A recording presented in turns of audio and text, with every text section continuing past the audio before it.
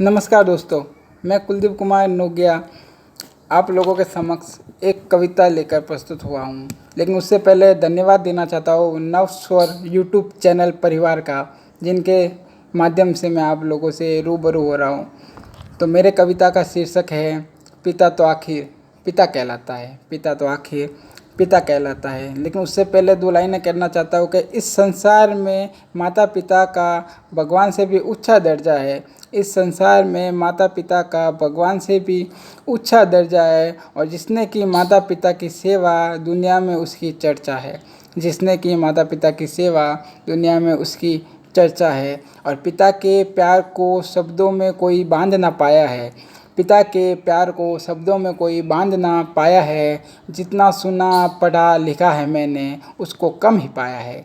जितना पढ़ा लिखा सुना है मैंने उसको कम ही पाया है, कम ही पाया है। अब अपनी कविता पे आता हूँ कि पिता तो आखिर पिता कहलाता है।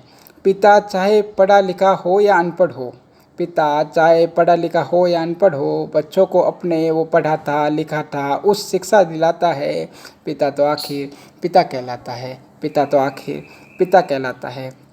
पिता चाहे भूखा हो, पिता चाहे भूखा हो, पर बच्चों की अपनी भूख मिटाने को धूप हो या छाव हो रोटी के खातिर पैसे कमाता है। पिता तो आखिर पिता कहलाता है।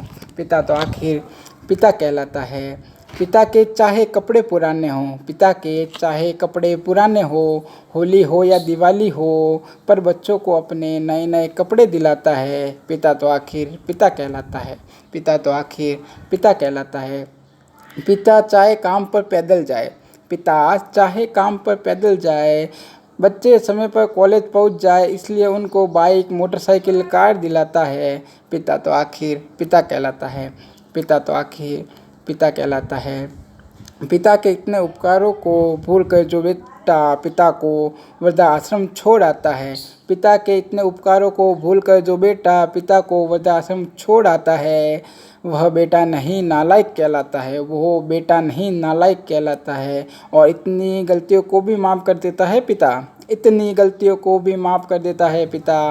पिता तो आखिर पिता कहलाता है। पिता तो आखिर पिता कहलाता है। धन्यवाद। और अंतिम में कहना चाहता हूँ कि पिता के बारे में सबके अपने अपने विचार है। पिता के बारे में सबके अपने अपने विचार है। और पिता ही तो उन विचारों का मूल आधार है। पिता ही तो उन विचारों का मूल आधार है। जय हिंद, जय भारत।